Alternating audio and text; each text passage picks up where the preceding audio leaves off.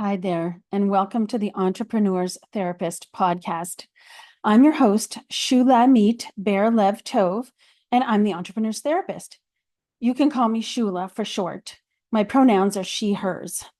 This is the podcast for business owners, solopreneurs, micropreneurs, freelancers, and self-employed folks who want support for riding the emotional roller coaster of running a business. I'm on a mission to mitigate the entrepreneurial mental health crisis and transform the entrepreneurial ecosystem to include the whole human founder as a business priority. I do that through this podcast, of course, and also through speaking, teaching, and consulting, and by supporting women business owners to preserve their peace of mind as they ride the emotional roller coaster of running a business in this era of relentless stressors that can make you want to lose your crap on the daily. This podcast is being recorded on lands that have been stewarded for 10,000 years and to this day by the Algonquin Anishinaabe Nation. Land acknowledgements are calls to action from Canada's Truth and Reconciliation Commission, and this is your call to action to at least find out whose land you're on and share that information with other folks, and to take what other actions you can toward reconciliation, because the harms caused by settler colonialism are ongoing. Today, I'm going to talk about financial abuse, and in particular, financial abuse in your intimate relationship, your relationship with your primary partner, your beloved, your spouse, your husband, your wife, and how it affects you as a business owner. So in the realm of interpersonal relationships, discussion about abuse often focuses on physical or emotional harm. But there's another form of abuse that can have profound and lasting effects, and that's financial abuse. In the context of intimate partner relationships, financial abuse involves controlling, manipulating, or exploiting a partner's financial resources to maintain power and control. And this is the thing about all intimate relationship abuse. The point of the abuse is to maintain power and control over the partner. If you've experienced financial abuse in a controlling relationship, you're not alone. I've experienced it. Of the 44% of Canadian women who have experienced domestic violence, 95% of them have experienced financial abuse. 41% of US American women who have reported abuse in their intimate partner relationships, they've experienced financial abuse 99% of the time. So I'm going to say that again. 44% of Canadian women and 41% of US American women have reported abuse in their intimate partner relationships. For Canadian women who've experienced abuse, financial abuse is an experience 95% of the time. And for the US American women who've experienced intimate partner abuse in their intimate partner relationship, they've experienced financial abuse as a component of that 99% of the time. So I'll say it again. If you've experienced financial abuse in a controlling relationship, you're not alone. Economic and financial abuse can have far-reaching consequences for business owners. So you might find yourself navigating the complexities of entrepreneurship while at the same time grappling with the aftermath of financial abuse and other abuses. So how do we define financial abuse anyway? Well, first of all, it can be hard to identify. For me, in recovery from my abusive relationship, it was a long way down the road before I identified that an aspect of the power and control that I had experienced at the hands of my husband at the time, that financial abuse was a component of that. And this is mainly because of social taboos about discussing money. Women don't have access to information about what is and isn't a healthy financial relationship. And also another reason that makes it difficult to identify is that this experience of financial abuse can be like boiling a frog. It doesn't happen suddenly or all at once. The temperature just increases bit by bit.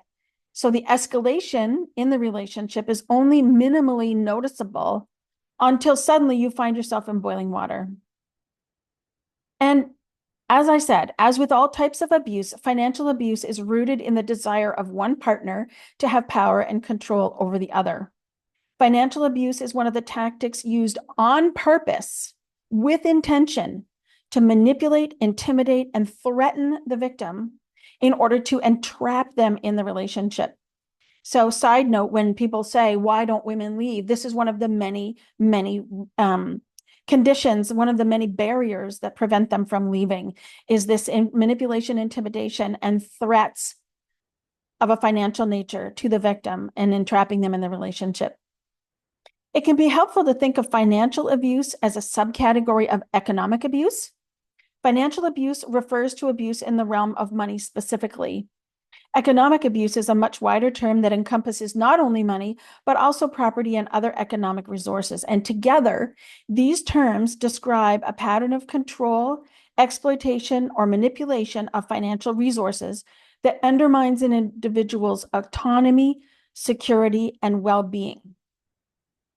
So the link to the show notes will be in the description, and there are details in the show notes of links you can click to learn more about financial and economic abuse and about power and control. So I recommend that when you have an opportunity, you go into the description and click the show notes and take a look at the resources there. So although both men and women experience abuse, women are 4 times more likely to be affected than men, and transgender women and women with disabilities are at a much higher risk of experiencing abuse in their intimate partner relationships. The use of financial or economic abuse is gendered and cuts across all racialized groups and income levels. So usually it's a man using economic control, economic exploitation, and employment sabotage. So I'll give you some details, some examples. What does this look like of financial and economic abuse? Controlling access to money. So for example, limiting a partner's access to their own finances by withholding funds, controlling bank accounts, or monitoring spending. Forcing financial dependence, pressuring a partner to quit their job, preventing them from pursuing education or employment opportunities, or sabotaging their financial independence. Conversely, the abusing partner can refuse to work, forcing their partner to support them. And often these kinds of tactics are disguised as care, in quotation marks, care. For example, this forcing of financial dependence frequently happens with women who have children. The partner who's not doing the parenting, most often a man, will pressure the partner who's doing the parenting, most often a woman. Oh, but it's so complicated and so difficult for you to be working. And there's so much pressure on you. Why don't you just stay home? And we need somebody. We love our children. We want to give our children the best care possible. Who better to stay home with them than you, right? And it sounds persuasive. But in the context of a situation of power and control by one partner over the other, this is an instance of financial abuse. Exploiting assets, using a partner's assets or credit without their consent, coercing them into signing financial agreements, or exploiting joint investments for personal gain. Sabotaging financial stability, intentionally causing financial harm, such as accumulating debt in a partner's name, destroying property, or undermining their business ventures. And finally, one last example, isolating from resources, cutting off access to support networks, resources, or financial assistance, or leaving the partner vulnerable and independent. And that's the main thing that happens in these situations of financial and economic abuse. The whole idea is to leave the partner vulnerable and dependent. So financial abuse, as I mentioned earlier, has been something I've experienced. I'm a survivor of an abusive relationship, and financial abuse was a significant component of that relationship. The first incident involved using my credits. My credit score was good, and my husband at the time wanted a Jeep. And Jeeps to this day are very expensive, but certainly in that time they were they were expensive for us and our means at the time, but he didn't have either the income or the credit to buy one. And he bullied me for days until I caved in and co-signed the loan. I remember that. I can even feel the feelings about it, like feel the sensations in my body and the emotions, even though it's more than 30 years ago now. After we graduated from school, because that's where we met, he refused to work at the exact job he believed, he refused to work except at the exact job he believed should be his, because any other job was beneath him and an insult. This is what he said to me. And so for my I got pregnant by accident, our birth control failed. And then for my entire pregnancy, and side note, I was nauseous and throwing up for the duration. I weighed less the day I gave birth, after I gave birth, than the day I got pregnant. That's how sick I was during the pregnancy. And yet for that entire pregnancy, I worked and he didn't. After our daughter was born, as before she was born, I was entirely responsible for running the household. And my husband at the time blamed me for spending all our money. Well, I was on maternity leave. My husband at the time finally decided to apply for work. And while he was away at his long-term training that he needed, it was a residential training, he needed to be away from home for about 3 months, I think. He was earning a full-time paycheck, but he kept his entire pay. And I only had the 60% of my income provided by unemployment insurance for my daughter and I to live on.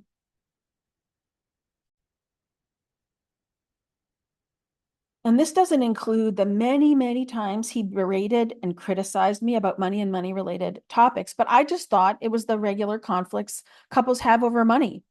It was only long after I left him that I learned that I had experienced financial abuse. And in the immediacy after I left him, I learned from the program at the shelter where I stayed that helped women who had experienced intimate partner violence to understand what had happened to them. It was only then that I learned about the full extent of the abuse that I had experienced. And a really good resource for this, I remember to this day, the shock I experienced when I saw the Duluth Wheel of Power and Control. And again, I'll link that. This is linked in the show notes. And I invite you to take a look, because as with many people, I thought abuse, intimate partner violence, meant physical violence. And there was actually very little physical violence in the relationship at the time.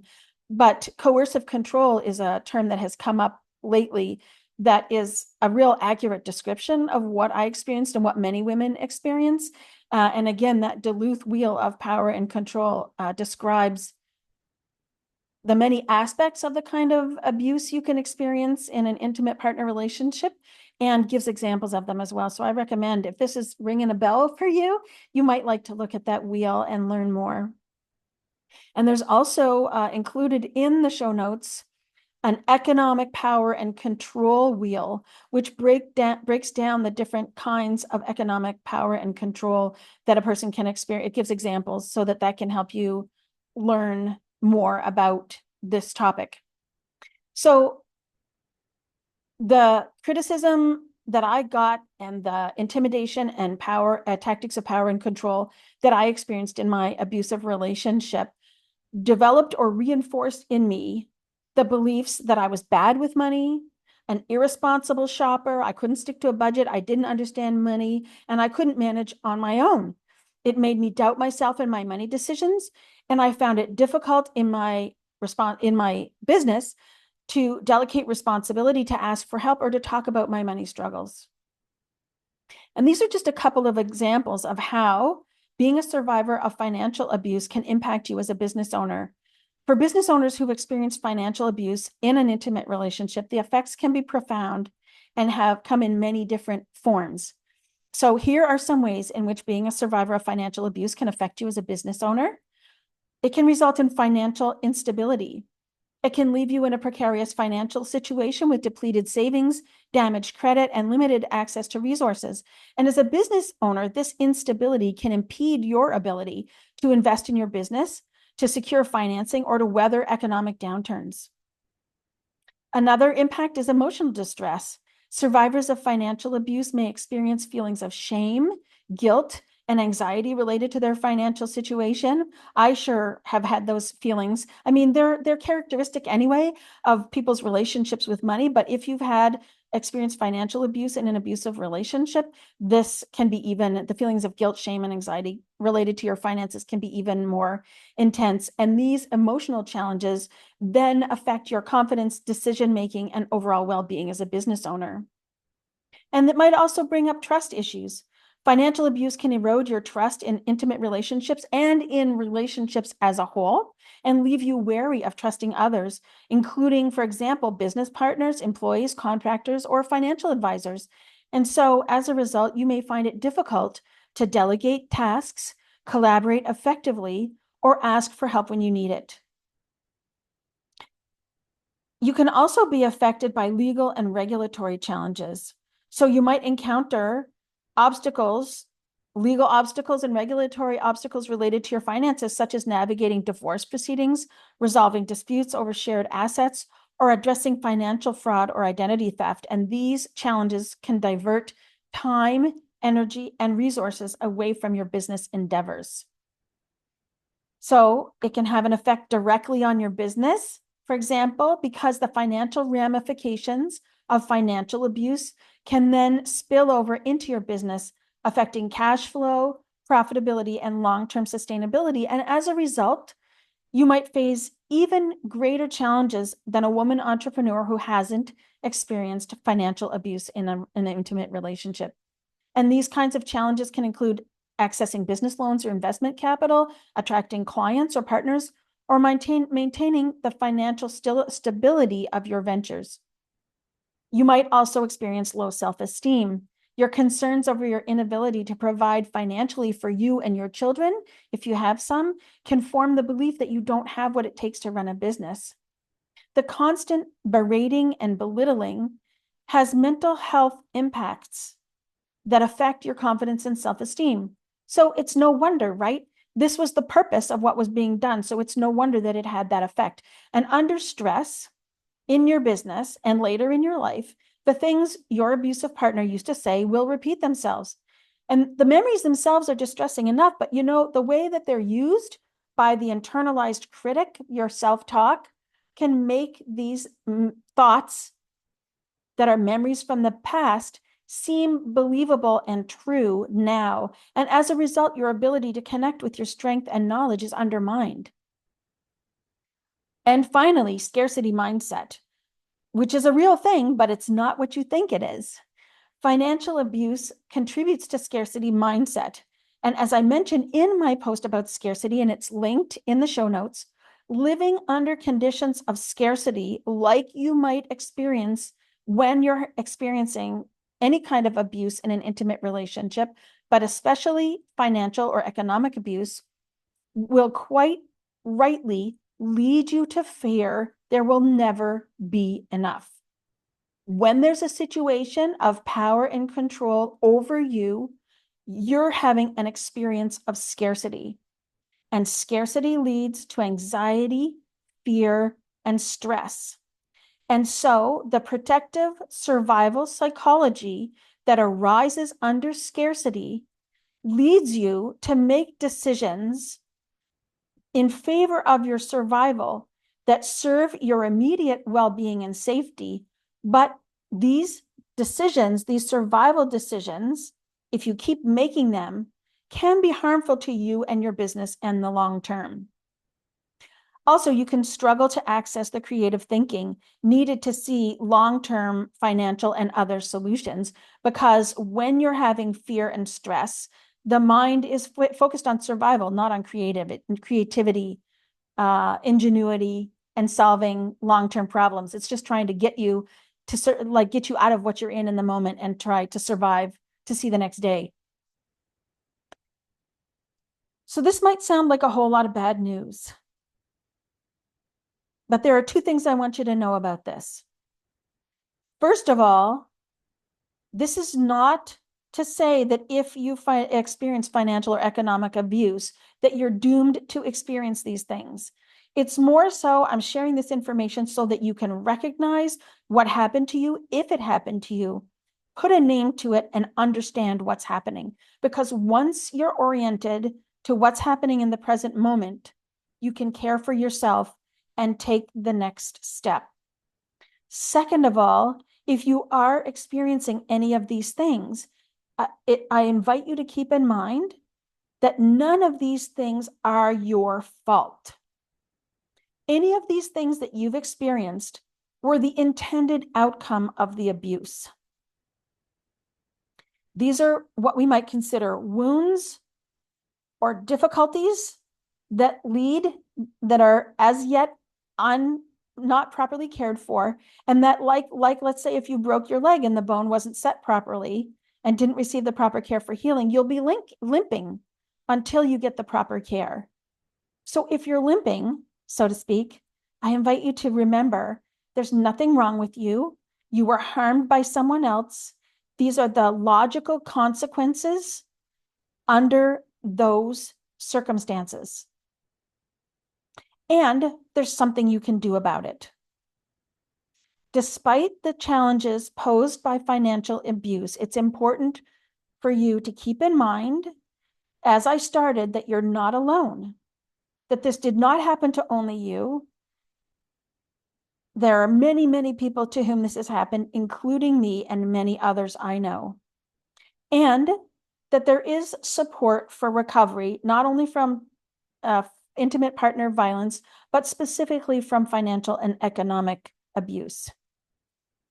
As a survivor and a business owner, you can prioritize your well-being, and this way you can heal from the financial and economic abuse and regain, or if you were in a partnership very early in your life and feel like you never had it, you can gain confidence and clarity. So the first thing, of course, is to find someone in whom to confide.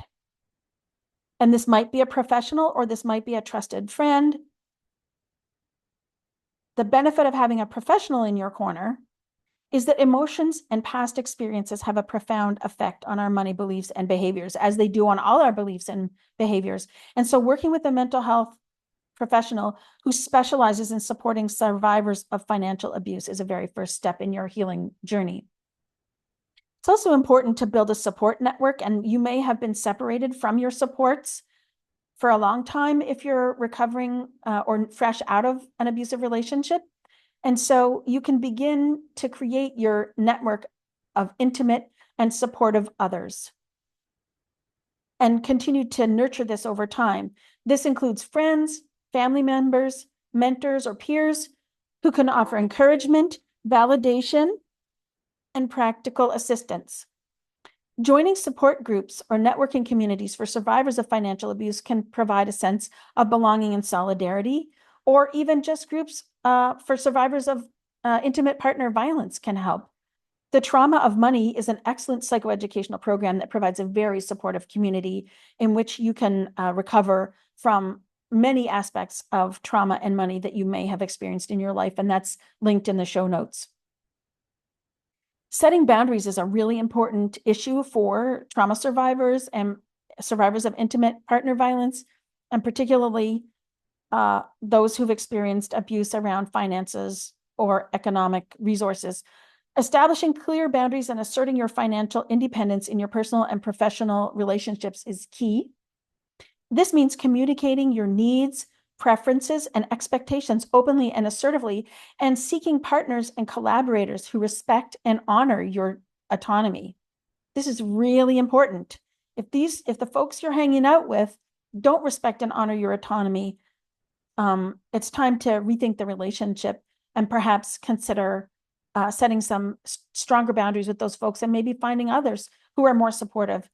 And as I said, the Trauma of Money is an excellent resource, and it, in fact, includes a module about intimate partner relationships and money and what a healthy relationship looks like. So that can be really beneficial. Educating yourself is also an important aspect of your recovery. Often we know more than we've been led to believe.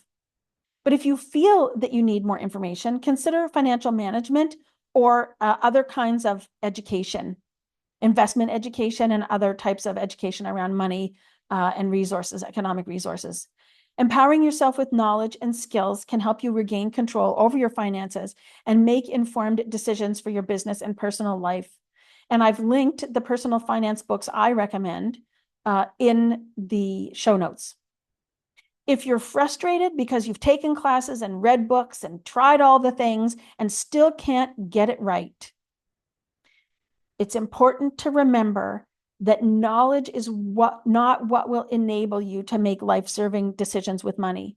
First and foremost, you need to attend to your emotions and beliefs around money, care for them, and get support for yourself, because that's what will open the way for you to use the knowledge you have. And this is recognizing that the emotions and beliefs have logical roots. They make sense. It's no wonder that you feel the way you do and that you're experiencing the barriers and challenges that you are. That's an example of self-kindness. And this kind of gentleness and kindness toward yourself can help you navigate the challenges of recovery from financial and economic abuse and business ownership with grace and resilience. In the Trauma of Money program, we say decrease shame and increase discernment. And self-compassion creates the conditions under which shame fades and your ability to make good judgments will increase. Financial abuse and intimate relationships can have lasting and far-reaching effects on survivors who are navigating the complexities of entrepreneurship. And entrepreneurship is hard enough already, right? So by understanding the nature and impact of financial abuse and seeking support to reclaim your financial well-being, you can advance despite the adversity that you've been through. You can rebuild your confidence and you can thrive. And what's beautiful is that when you thrive, so does your business, and the effect trickles down into your communities, your clients, your contractors, your employees, and the world. So I invite you to remember or to look for the evidence that as a survivor of intimate partner violence who's also a business owner, you are resilient, resourceful, and capable of overcoming challenges. And P.S., if you're having a reaction to the word resilient, I invite you to check in the show notes and click on the link there for a rant that I have about what resilience means to me. When you remember that evidence or you look for it and make a list and review that and really take it in, that evidence will serve you well in your recovery journey and as a business owner.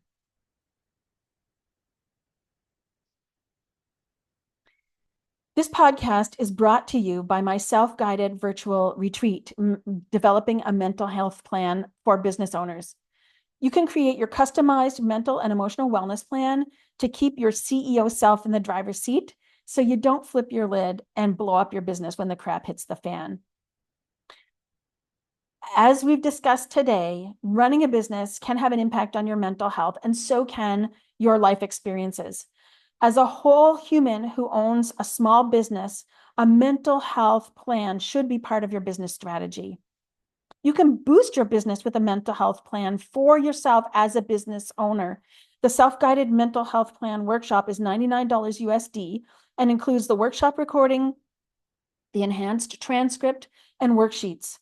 And the link is in the description below. I'm the Entrepreneur's Therapist, and I'm on a mission to mitigate the entrepreneurial mental health crisis and to transform the entrepreneurial ecosystem to include the whole human in business. If you've gotten something valuable from this episode, you can support my mission by sharing with friends and colleagues you think need to hear what I've talked about today. Also, subscribing, rating, and reviewing also helps mitigate the entrepreneurial mental health crisis by making it possible for this podcast to reach more stressed out entrepreneurs who need support, validation, and tools to help them care for their mental and emotional well-being in an era of relentless stressors that can make you lose your crap on the daily. Thanks so much for listening, and I look forward to connecting with you next time.